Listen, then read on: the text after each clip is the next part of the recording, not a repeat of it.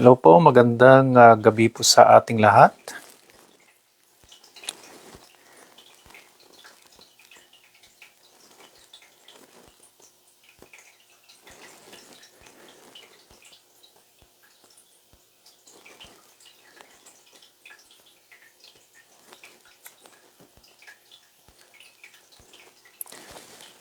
Good evening, good evening.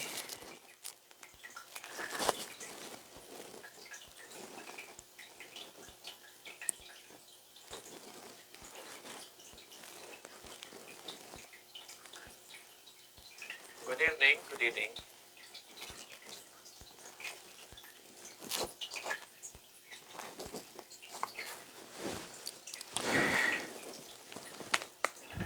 Magandang gabi po mga kapatid. Ngayon po ay January 29, 20 and 26. Welcome po sa ating Thursday Bible Study, Evening Bible Study. Magandang gabi po sa ating lahat. Ang ating scripture background ay matatagpuan sa Romans chapter 8 verses 18 to 30. Romans chapter 8 magmula sa verse 18 hanggang sa verse 30. Magandang gabi po.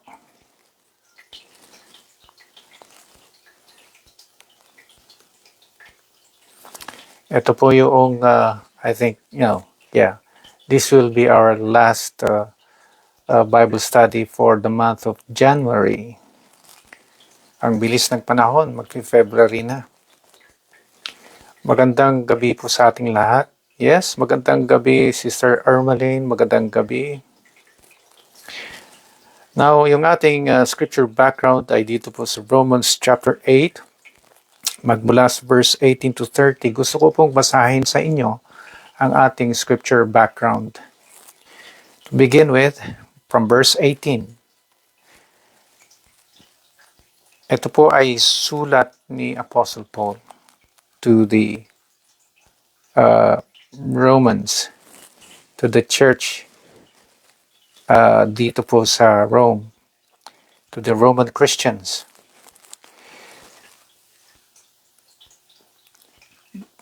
Sabi po niya sa verse 18, I consider that our present sufferings are not worth comparing with the glory that will be revealed in us.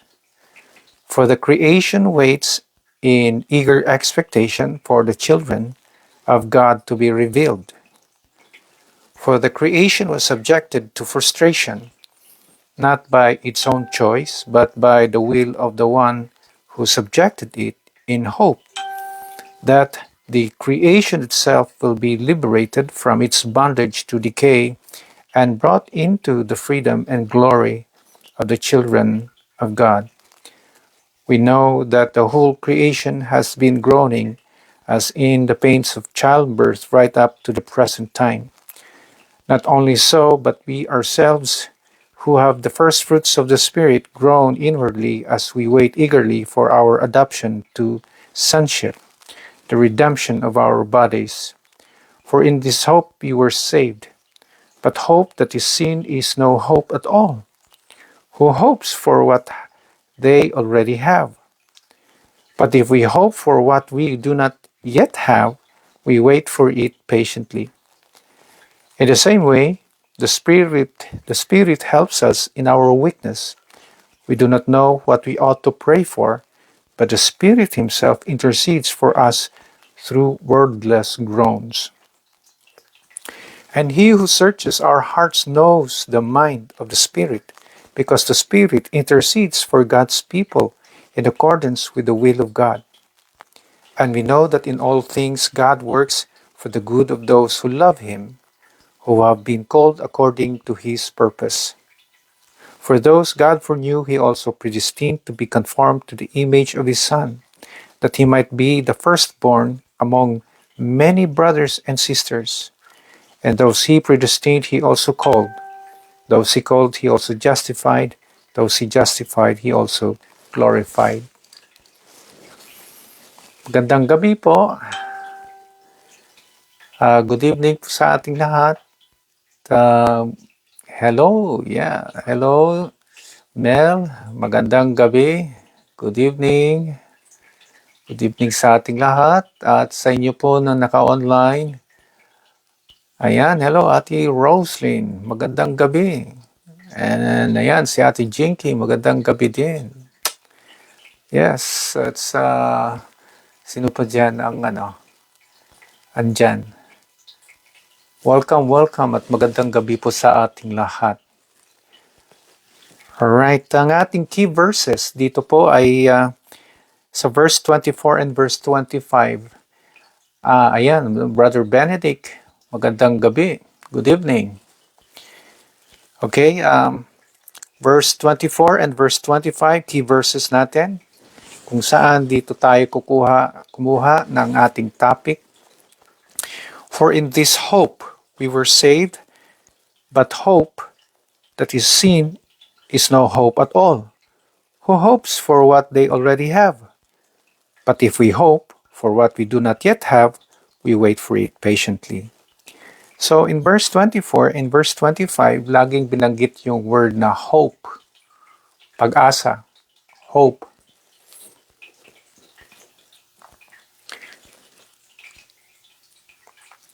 So, dito po, si Apostle Paul, meron siyang view kasi. At nakita ko yan sa kanyang sulat dito po sa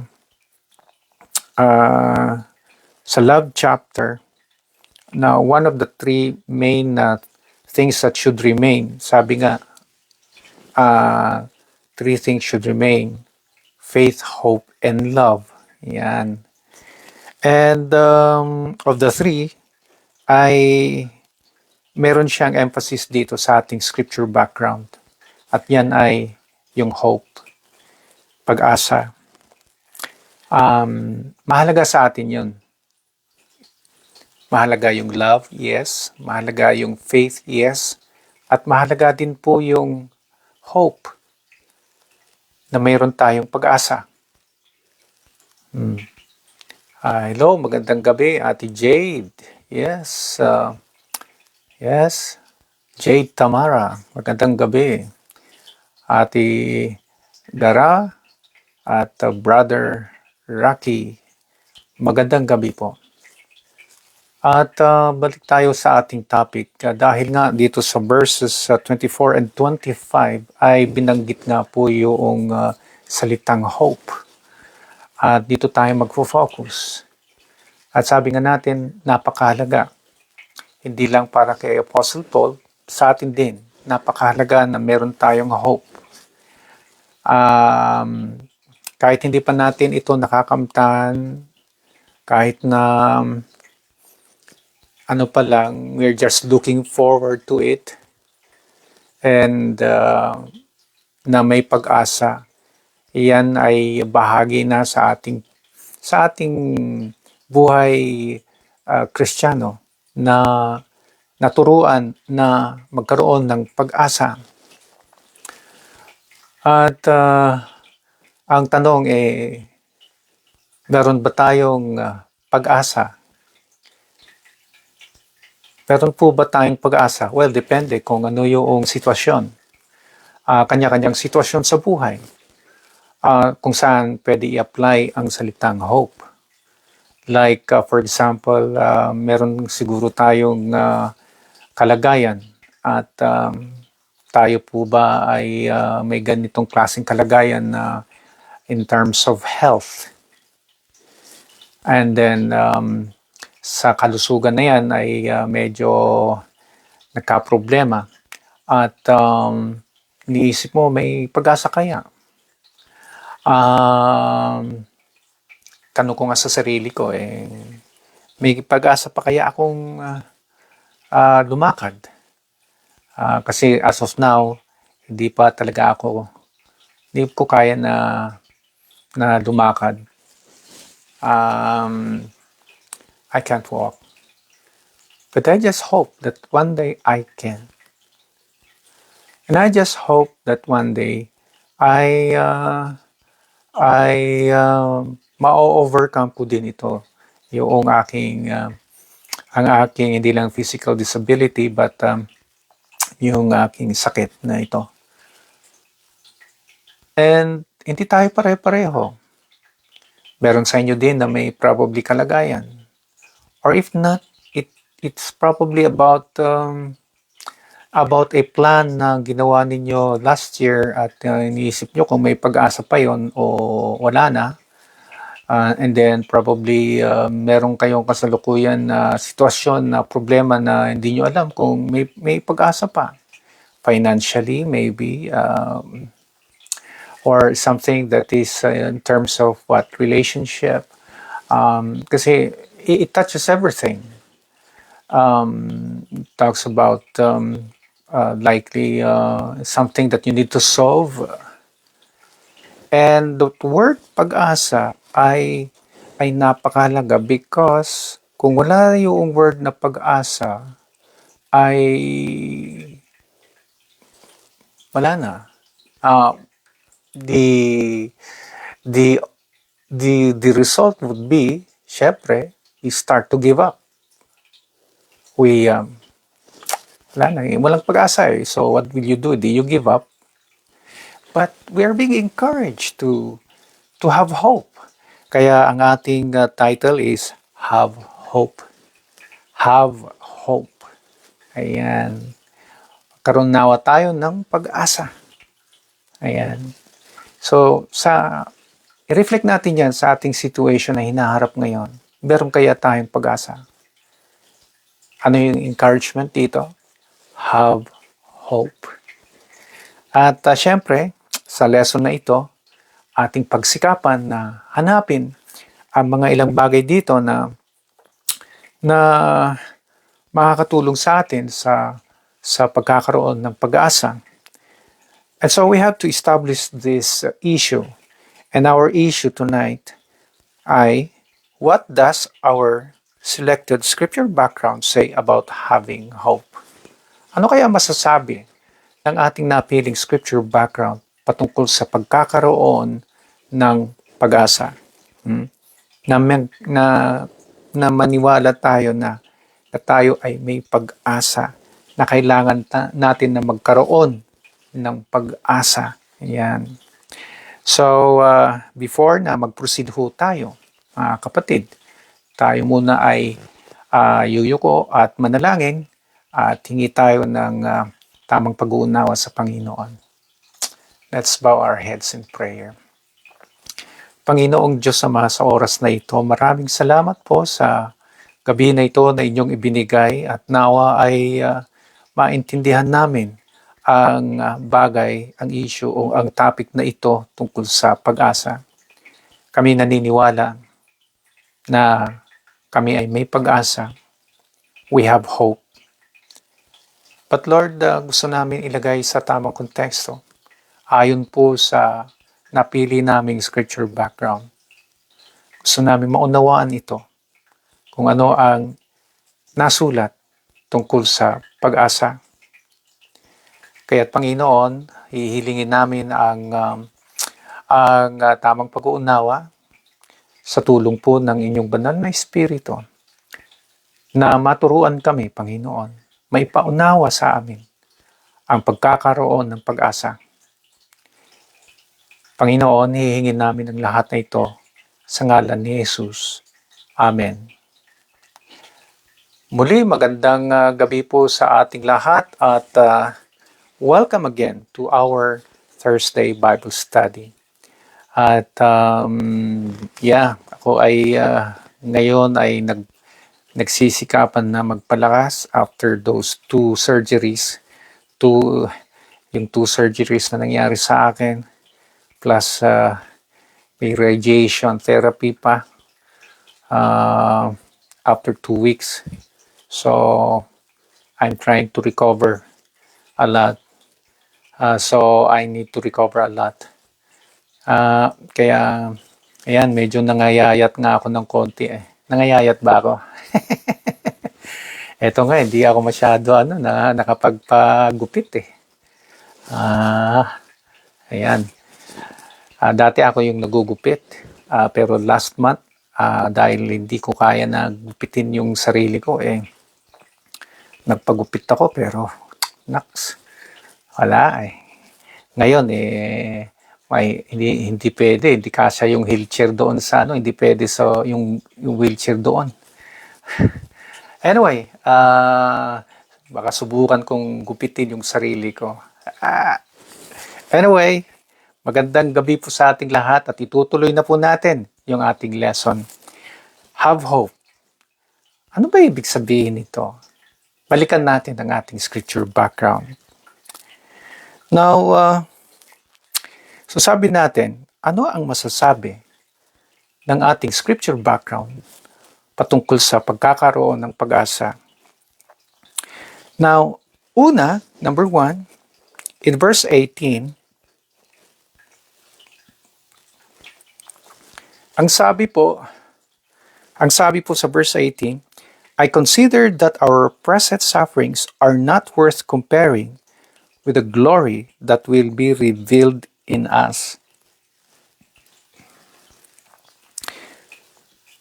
Sabi po sa verse 18, I consider that our present sufferings. So, sa sulat na ito, and as he was discussing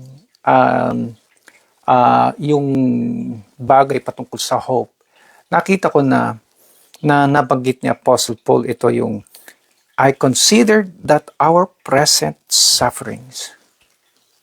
So, connect the dot.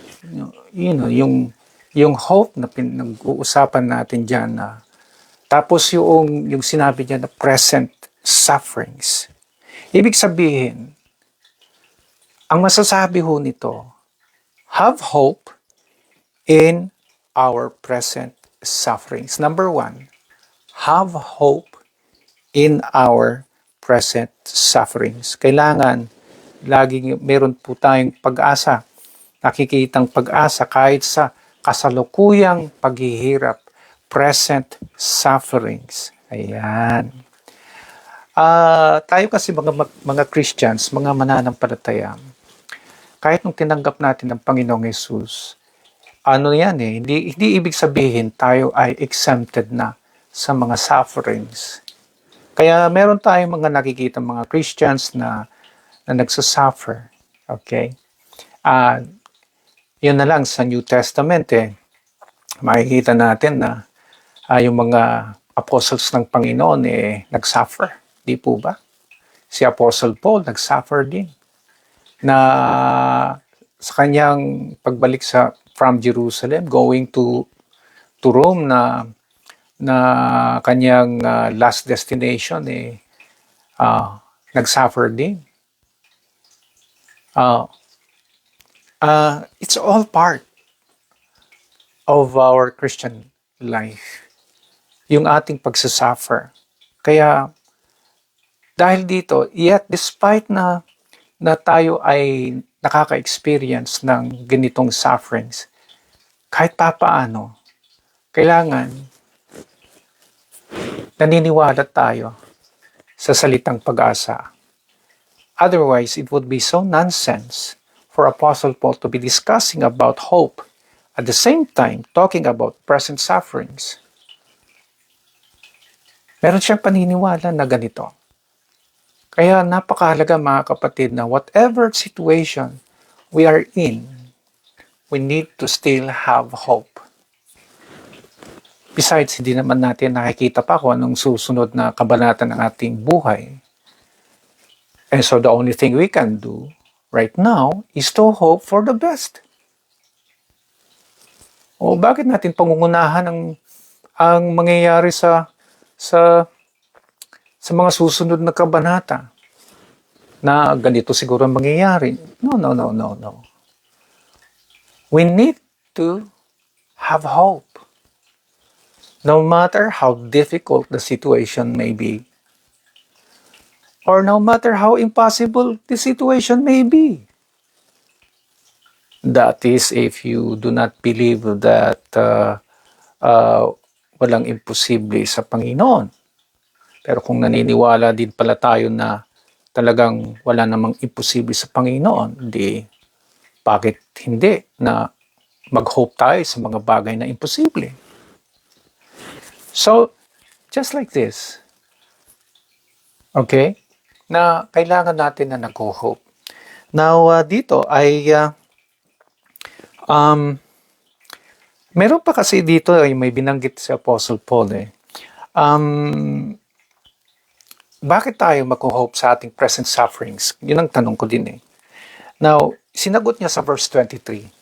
Not only so, sabi sa verse 23, but we ourselves who have the first fruits of the Spirit groan inwardly as we wait eagerly for our adoption to sonship, the redemption of our bodies.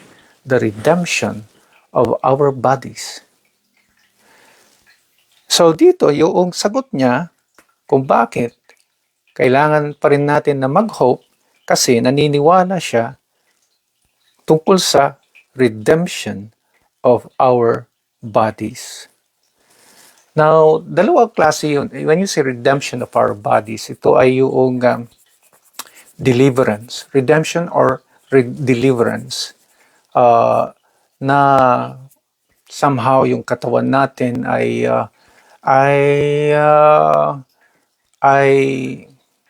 well, kung for example, kung may sakit, magiging normal, something like that. Or may isa pang kahulugan. Like, for example, kasi dalawa yun eh. We're talking about probably two types of redemption. One, redemption of our bodies. One, it's a physical redemption. When you say physical redemption, just like what Jesus did, ang kanyang ginawa, that he had been healing the sick, healing the blind, making the lame to walk again, even raising the dead. And that's what happened, sa buhay na ito. And I still believe that by God's will na nangyayari pa rin ang mga bagay na ito. And that could be one way of looking at it. The other is yung spiritual redemption. More likely, when I say spiritual redemption, more likely ito ay yung susunod na buhay natin in the next life. Kasi nga that the creation itself will be liberated from its bondage to decay and brought into the freedom and glory of the children of God. So we all believe kasi na one day, of course, there will always be the time na mag-i-end din yung buhay natin to decay. Yung decay, pag sinabing decay, mawawala na. However, we have been promised na ang mawawala lang, syempre, yung ating katawang lupa. But what lives on, yung ating buhay, yung ating kaluluwa. At sabi nga ay, when the day comes, na tayo ay makakarating sa glory ng Panginoon, nasabi nga, nasulat na makakaroon tayo ng panibagong katawan, heavenly bodies. Okay? And I don't know what that means. But what I know is that when we all die, we will have a new heaven and a new earth na meron tayong pupuntahan na lugar na kung saan there's no more death, wala na, no more tears, wala na, no more pain, and that's the one. So, yun ang nakita natin and nakita natin dito. But of course, nangyari na ba yan? Hindi pa. And dito, bagamat na tayo ay nagsasuffer sa buhay na ito, we can look forward to it on both the physical and the spiritual redemption of our bodies. Why not? Kaya nga sabi ko sa sarili ko in this life, as far as my physical condition is concerned, syempre, I still have my hope that one day my body will be redeemed. But that is up to the Lord.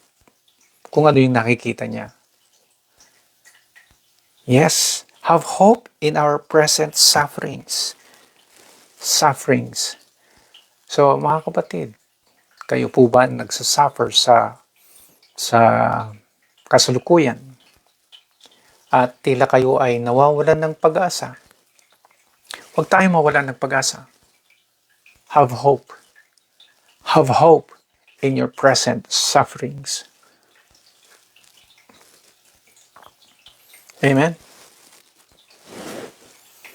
Ayan, hello, Ate Corazon. Yeah, from France. Wow. Okay, yung pangalawa, verse 24. For in this hope we were saved. But hope that is seen is no hope at all. Who hopes for what they already have? So yung makikita natin dito mga kapatid, ayan si Ate Gracia. Magandang gabi. Verse 24, for in this hope we were saved. For in this hope we were saved. Number 2, have hope for we are saved. Have hope for we are saved. Kailangan may pag-asa tayo. Why? Dahil niligtas na tayo ng Panginoon. We are saved. Kung sino pa yung dapat mayroong pag-asa, yung mga mananampalataya na niligtas na ng Panginoon.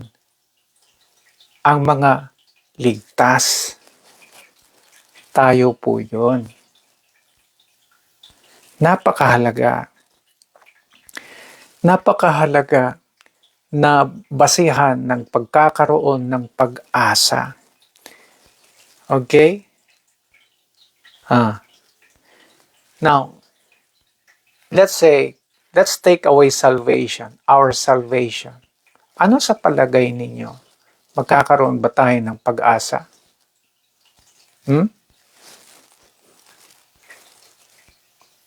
Kahit na sabihin natin in the physical body na-redeem pero hindi naman ligtas. Magkakaroon po ba ng pag-asa? Wala, di ba? Without salvation, there is no hope. That is why salvation is so important. Kaya nga, yung mga niligtas ng Panginoon, sila dapat yung unang inaasahan na magkakaroon ng ganitong paniniwala, pananaw na dapat laging may pag-asa. So, very critical yung kaligtasan natin. Yung kaligtasan ay very critical. Kaya, yan ang minsan kailangan natin kino-confirm na affirm lagi yung ating kaligtasan. Na yung kaligtasan na ito ay nasa atin na talagang tinanggap natin ng Panginoon ng lubos at tayo sumusunod sa kanyang mga kalooban. Kaya kapatid, ang tanong, ikaw ba ay ligtas?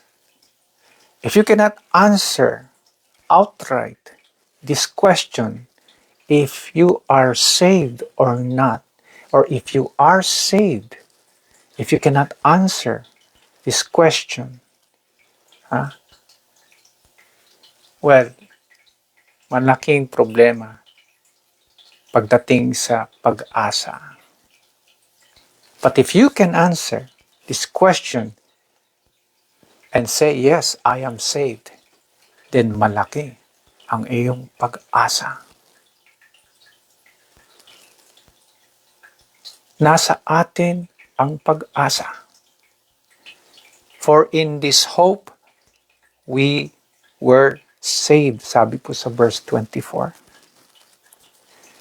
Kaya, I pray that we are able to answer that yes, I am saved. So have hope, for we are saved. Amen?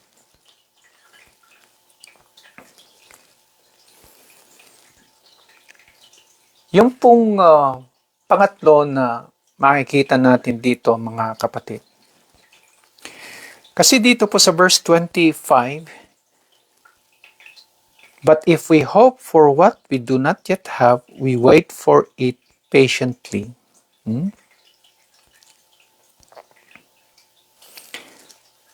So, if we hope for what we do not yet have, we wait for it patiently. Number 3. Ang pangatlo na sagot dito, have hope patiently. Have hope patiently. Dapat yung pag-asa natin may kasamang patience yan. Kasi yan, ang linaw. Sabi verse 25, if we hope for what we do not yet have, sabi sa verse 25, followingly, sabi dito, we wait for it patiently. We wait for it patiently. Ayan. So yung hope natin, may patience. Alam niyo yung word kasi na parang kung iniisip natin yung word na hope, parang andali, ano? Yung word na hope, yung pag-asa na yan. Sa totoo lang, in our experience, pagdating sa salitang pag-asa, kasi habang tumatagal at humahaba yung panahon, kapag humihina na yung pananampalataya natin, nawawala na yung pag-asa natin. Kapag naubusan na rin tayo ng pagtitiis, putol na yung pag-asa. Nakita po ba natin? Hindi madali ang magkaroon ng salitang pag-asa. Yung umaasa ka ba na somehow ay may magandang mangyayari sa buhay mo? Na yung pinagpipray mo na ito ay mangyari na dapat kaagad-agad. Tayo kasi kung maaari lang, kaagad-agad Am I not right? Na if possible, it will be done as soon as possible. Pero sa Christian experience natin, yung bagay na yan hindi yan pagdating sa ating Panginoon. Again, the Exodus is one classic example that yung pag-asa ng mga Israelites na makarating sa Promised Land, how long did it take them to reach the Promised Land? 40 years. Ganyan katagal. Kaya parang paasa naman ng Panginoon na paasa ng paasa. Yung mga Israelites complain ng complain Uti na lang, bumalik na lang tayo doon sa Egypt. Mareklamo na. Malabas yung reklamo na natin. Pero sabi dito we have to hope patiently. We wait for it patiently. Malaki ang may tutulong kasi ng patience Why? Ito yung nagbibigay ng abilidad na humaba pa at humaba pa ang ating pag-asa.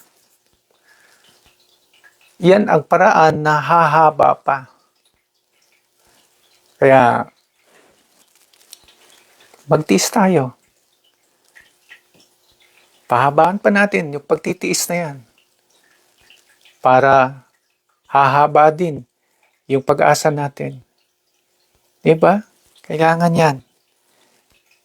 With patience, we let hope keep on. With patience, we let hope keep on. And on. And on. Kaya, tanong ngayon sa gabi na ito, kumusta na ang patience natin? Ayan, sa tanong na yan, hindi tayo pare-pareho ng tanong. Meron talaga yung sadyang kulang ng patience. Pero we are being advised na pagdating sa pag-asa, nawa habaan pa natin. Habaan natin. Huwag muna tayong mag-give up kung wala pa namang sinasabi ang Panginoon. Ano man ang abutin nito, let's keep on by having yung patience na ito na sinasabi natin. We have to wait patiently. Maghintay tayo. Kaya sa atin mga mananampalataya, tayo ay may mga hiningi siguro sa Panginoon na hanggang ngayon hindi pa sinasagot ng ating Panginoon. At na hanggang ngayon, yun pa rin yung ating prayer. Wala pa naman ang sagot ng Panginoon. Wag niyong don't give up. Have hope. Just be patient. Amen? So yan ang number 3. Have hope patiently. Yung ika-4. Dito po sa verse 26. In the same way, the Spirit helps us in our weakness. We do not know what we ought to pray for, but the Spirit Himself intercedes for us through wordless groans. Dito po sa verse 26 ay ipinasok ni Apostle Paul sa usapin na ito yung participation ng banal na Espiritu. In the same way, the Spirit helps us in our weakness. So, ang ika-4 po, have hope, for the Spirit helps us. Have hope, for the Spirit helps us. Verse 26. In the same way, the Spirit helps us. So, malaking bagay ang participation ng banal na Espiritu sa ating pag-asa. Meaning, hindi tayo nag-iisa. We have an ally. Meron tayong kasama sa bagay na ating pinagdadaanan. Hindi tayo nag-iisa. Kasama natin ang banal na Espiritu. At sabi nga niya, tutulungan tayo. The Spirit helps us. I think one of the most neglected na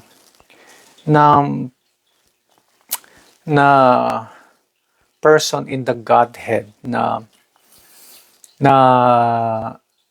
yung bang hindi masyado napapansin ay yung nagagawa ng banal na Espiritu.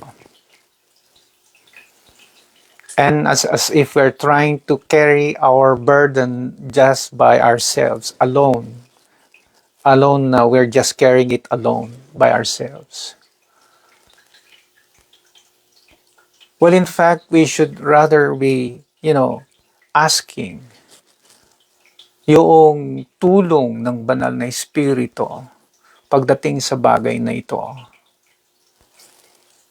Kaya naisama ho dito. In the same way, the Spirit helps us.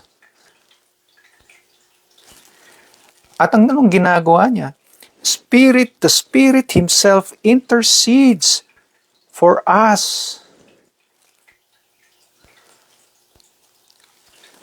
Na tayo ay ipinapanalangin sa ating pinagdadaanan na magkaroon ng pag-asa. Huwag nating kalimutan ang bagay na ito. Dahil hanggang ngayon, ay kasama pa rin natin ang banal na Espiritu. So, hindi tayo dapat nawawalan ng pag-asa. Because we have an ally. We have a companion. We have an advocate who is beside us, who is within us, interceding for us of what we hope for, of the things we hope for.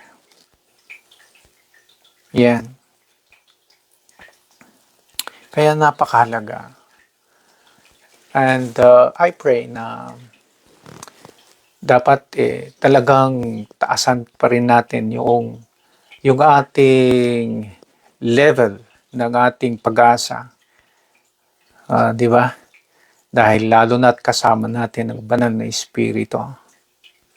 Alam niyo, mahalaga yung may nararamdaman ka na may kasama ka lagi when you are hoping for something else. Especially of the things na mga bagay na ni tao walang magagawa. Kaya, saan pa tayo hahanap ng makakasama sa bagay na yan? Diba? And it is so comforting na kapag tayo ay nawawalan nga ng pag-asa and all of a sudden someone will just come and say to us, don't worry, don't lose hope. Then and I will try to be with you along the way. Hindi ka nag-iisa sa iyong problema, sasamahan kita. It's so comforting. How much more ang gagawin ng banal na Espiritu? As I've said, the Holy Spirit is somehow has become yung neglected person in the Godhead. Kaya napakahalaga na nire-recognize natin ang banal na Espiritu sa buhay natin. And rather, we should live according to the Spirit of God. Amen. Kaya, yan. So, have hope, for the Spirit helps us. Yung word na tulong, malaking bagay na yan. Sino pa ang ini-expect mo na tutulong na iba? Hindi ba? Mas maganda, banal na Espiritu. Kaya, never forget to live by the Spirit. Especially when you're hoping for something that is impossible. Alright, hindi lang yan. Ang panghuli natin, dito po tayo sa verse 28. And we know that in all things, God works for the good of those who love Him, who have been called according to His purpose. Now, I believe maybe some of you, ito yung isa sa mga favorite verses nyo na kino-quote, And we know that in all things, God works for the good of those who love Him, who have been called according to His purpose. Lagi natin naririnig to, di ba? Pero malaking bagay ito. na kailangan natin ito pagdating sa salitang pag-asa. So number 5, have hope for God works for our good. Number 5, have hope for God works for our good. Hindi ba? Lalo na tayong mga mananampalataya. Have hope for God works for our good. Dapat naniniwala pa rin tayo na may maganda pa rin mangyayari sa buhay natin. Despite yung sinabi ni Apostle Paul dito na present sufferings. Okay?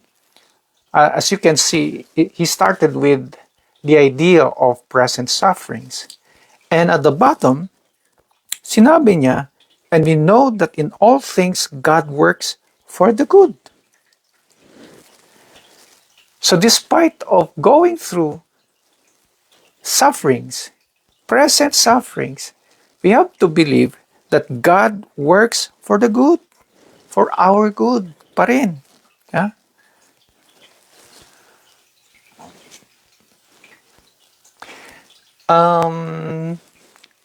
Bakit hindi niya, siguro marami sa atin nagtataka bakit kasi naman niya hinayaan, if it's true na God works for the good, bakit niya hinayaan na mag-suffer in the first place? I don't know. But what I know is that the apostles suffered. Even Christ Jesus himself suffered. And yet, we believe that when God works, God will always work for the good. Because there were also times na nakita natin how God works for the good. Example, when the apostles were imprisoned, they were set free by the Lord miraculously. Again, when Apostle Paul was imprisoned, along with Silas, they were set free. Diba? And there were instances na si Apostle Paul na shipwreck siya. However, despite of that, ay naligtas sila. And you can see that the takes yung situation, bagamat na may mga nangyaring yung mga sufferings na yan, yet may mga dumarating pa rin na maganda na sumusunod sa mga bagay na masamang pangyayari sa buhay natin. Yung paghihirap natin. Okay? God works for the good of those. And probably it could be na, are you saying, siguro maybe you're asking me, are you saying na it could be kaya na what happened to me or what happened to those na nagkaroon ng suffering, even just like the apostles who suffered, it was meant for something good? Yes. Yes. Perhaps personally, yes, na all the more naging way na naging strong pa ang faith kesa noong yung walang problema, wala namang ano. Pero parang nagdi-decline ba yung faith? But when you are in a state of suffering, you start to become more close to God. And that's something good, isn't it? Di ba? And all the more, nakikita mo yung pagkilos ng Panginoon. And just like the people of Israel, when they were complaining about saan tayo tatakas, yung Exodus na yan, out from Egypt, nung sila ay nasurround ng mga Egyptian armies. Wala silang matatakasan. And that happened for something that they will see, something good. At ano yun? Na-divide yung sea into two. And they were even able to walk through it on dry ground. Something that we ourselves in our generation, since that day, when that happened, ay wala tayong nakitang ganyang klase na na miracle. Just imagine. So we cannot question God sa mga pinagdadaanan natin. But all we know is that bilang mga mananampalataya, something good will always happen. Because God works for the good.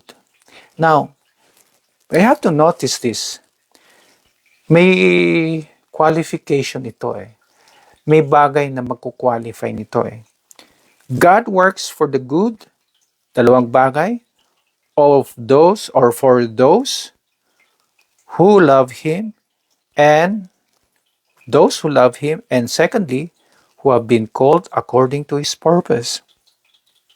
So para kanino ang bagay na ito? Para kanino? One, for those who love Him, and two, for those who were called according to His purpose. How God works sa buhay natin will depend on two things. Do you love the Lord? Do you love God? Have you been called according to His purpose?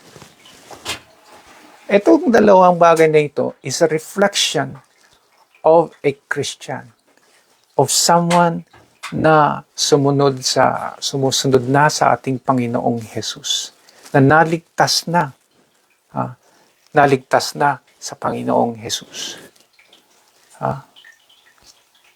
Ito yung mga inaasahan na magkakaroon nito. So ito yung mga mananampalataya, which is something you will not expect from an unbeliever sa isang hindi mananampalataya. So how can God work for someone who does not even believe in Him? Tapos ang tanong kung totoong may Diyos, bakit, sige nga, ganito. In the first place, hindi ka naman naniniwala. So napakahalaga sa atin na check pa rin natin yung ating pananampalataya. Because that's how it works. We have to question, do I still love God? We have to question, am I still living according to His purpose?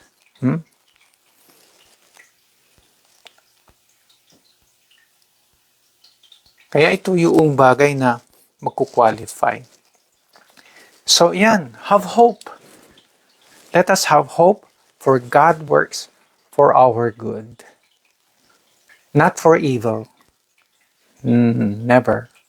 For our good. Kaya, yan, bilang mga mananampalataya, I encourage you. I am encouraging myself. I encourage you na magkaroon tayo ng pag-asa.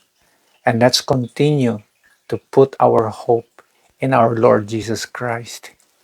Let us hope and continue to hope. And surely one day ay makakamtan natin ang mga bagay na yan. Amen? Okay. Let us now summarize everything. Kung ano po yung na nakita natin dito. Siyempre, we're talking about na kailangan natin na magkaroon ng pag-asa. And ano naman ang nakita natin kung bakit kailangan natin magkaroon ng pag-asa? Okay? At kung saan tayo dapat magkaroon ng pag-asa?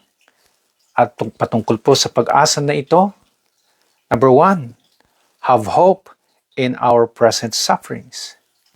Have hope in our present sufferings. Number 2, have hope for we are saved. Have hope for we are saved. Ligtas kasi tayo.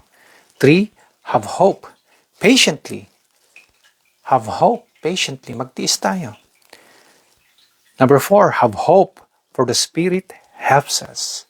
Mahalaga ito, napakahalaga. Have hope, for the Spirit helps us. Yes, we have an ally. And number 5, have hope, for God works for our good. Have hope, for God works for our good. Kikilos ang Panginoon. Huwag tayong magkalala. Kaya, have hope. Ayan po ang ating lesson ngayon, mga kapatid. Tayo po ba ay may mga tanong o kaya may mga comments? Let me know. Do you have any question? Yes, amen. Ayan, si Ate Tina, Ate Carmela, Ate Mila. Yes. Ate Lorena. Ayan. Yung mga iba na hindi ko po makita, magandang gabi po sa inyo.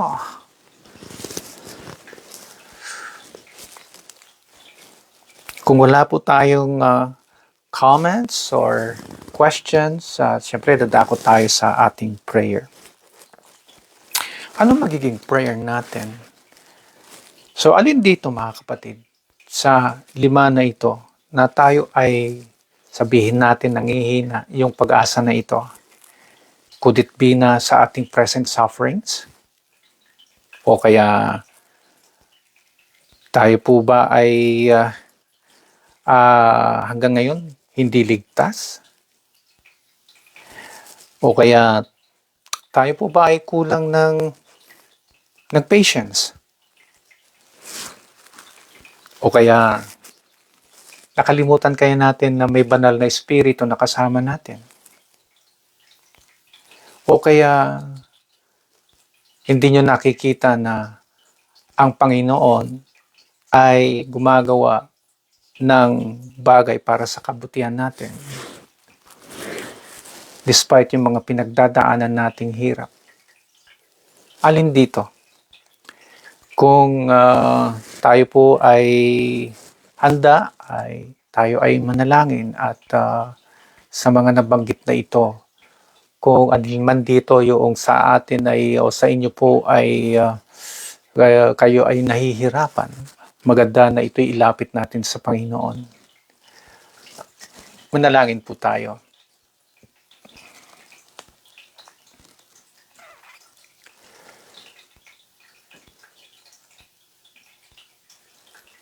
Panginoong Diyos Ama, maraming salamat po sa pagkakataon na ito, na binigyan po ninyo kami ng ganitong paalala na laging may pag-asa. Sa anumang pinagdadaanan namin, Panginoon, sa mga bagay na aming hinihiling sa inyo. Napakahalaga, Panginoon, na naintindihan namin ito, Panginoon. Because dumarating kasi minsan sa buhay namin na kami ay nawawalan ng pag-asa. At kapag kami ay nawawalan ng pag-asa, kami ay nangihina sa aming pananampalataya. At ito na ang ginagawa ng kaaway na gamitin para lalo kaming mailayo sa inyo. Panginoon, nawa maging matibay pa ang aming pag-asa. Ang salitang ito ay bahagi na po sa aming pananampalataya, bahagi na po sa aming pagiging Kristiyano. Nawa, Panginoon, ay tuloy-tuloy po sa aming buhay ang salitang ito. Lord, maraming salamat po sa paalala at kung ano man po yung bagay na kung saan kami ay mahina. Nawa, Panginoon, ay babawi po kami at nawa ay palalakasin pa rin namin, Panginoon, ang kahinaan na ito.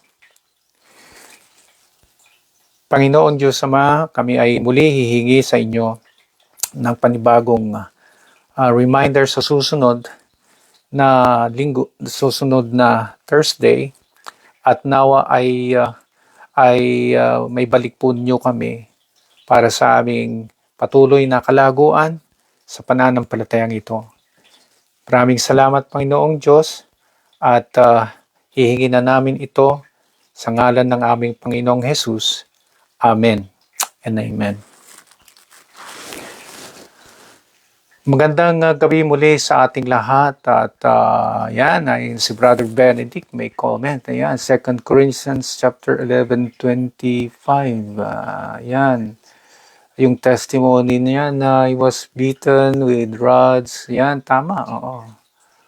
At kahit papaano ay sa kanyang experience ay nagkaroon siya ng hope.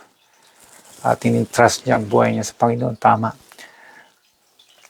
Kaya, mga kapatid, ulitin natin, ano man ang sitwasyon ng ating buhay, let us continue to have hope. At huwag nating hayaan na tayo ay linlangin ng kaaway ng Diyos na mawala ang pag-asa na ito. And so, mga kapatid, good night and God bless sa ating lahat. Ayan, magandang gabi, Ate Tina, Ate Lorena, Ate Jinky, Ate Ermeline, okay, Ate Mila, Brother Benedict, Sister Corazon, okay, Sister Roslyn, okay, Sister Jade, saka si, sino pa? Ate Mel. Ayan.